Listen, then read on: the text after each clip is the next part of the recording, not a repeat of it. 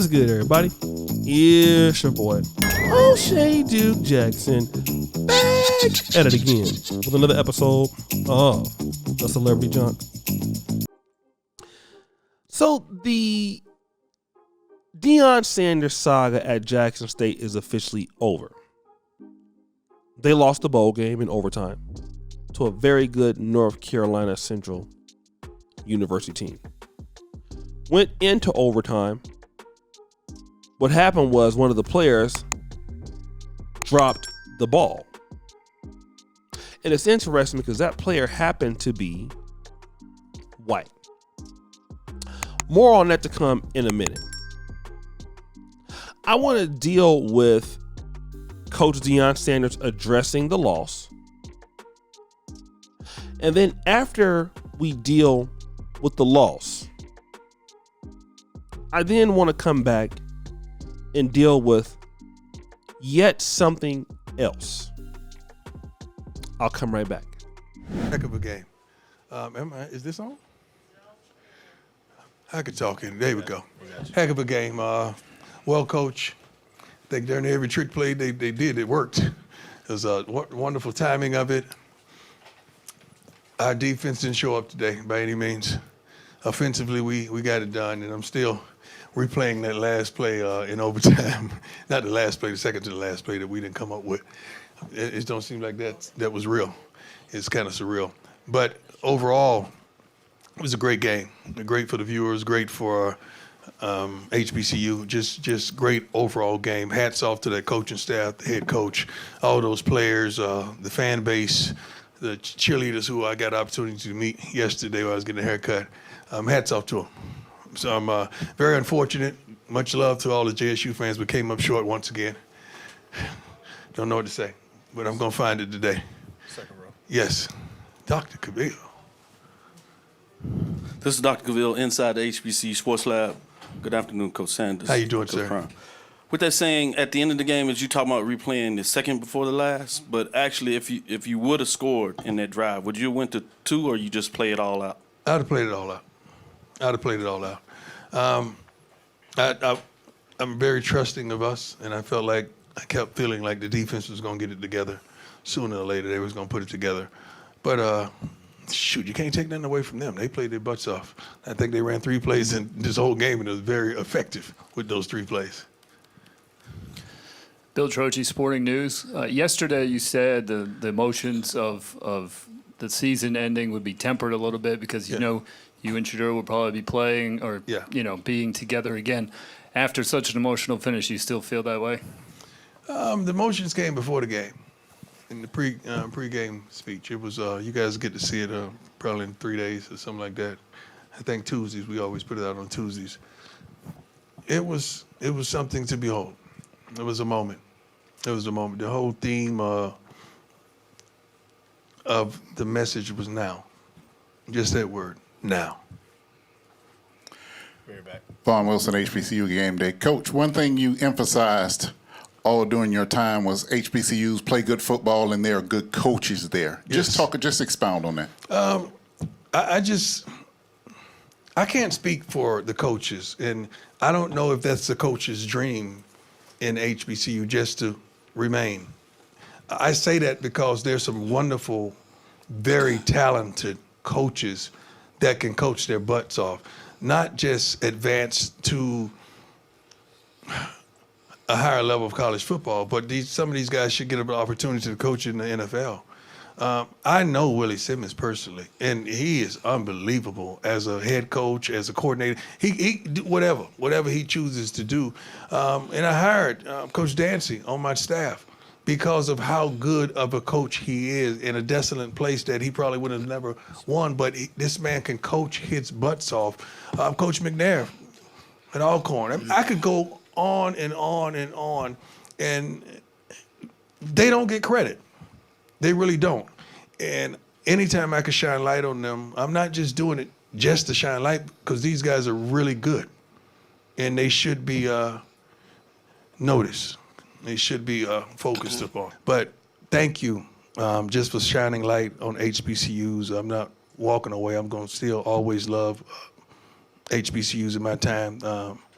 Ashley Robinson gave me an opportunity that was phenomenal, and I was able to maximize my moments. But if it had not been for those opportunities, I probably wouldn't have received those other opportunities that I have received. So I'm forever in debt. I'm going to miss the Sonic Boom with all my heart. Dr. Little, our cheerleaders. I mean, so many people. I can't be on to have a roll call. But I thank y'all, each and every last one of y'all, for what you've contributed. White, black, Hispanic, Asian, anybody that has ever reported, not on just me, but HBCUs, and uplift this whole movement. The movement don't stop with a man, although it may have started.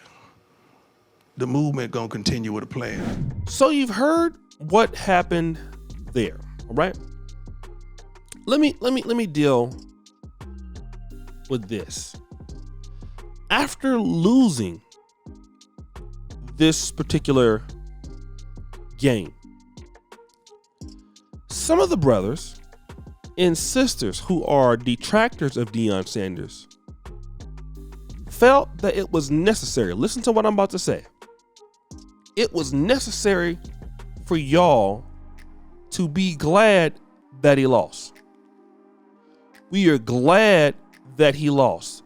And it wasn't just him. You know, we had another person who said, you know, they're glad that hopefully that he does fairly poorly in the next place that he's doing and all of that. I get that, right? Sometimes when you're dealing with people that you don't like, for an example, ex-girlfriends, some of you sisters' ex-boyfriends, you kind of hope that they fail a little bit, right? But now we got to be mature about something, if we can, brothers and sisters. I want to know something important to you. How does that help your life? I mean, let's just be honest. Let's say, for example, that you know what? You're right. You know, you're absolutely right. He's leaving Jackson State. How does that help you? Because the reality is that if he does well or fails,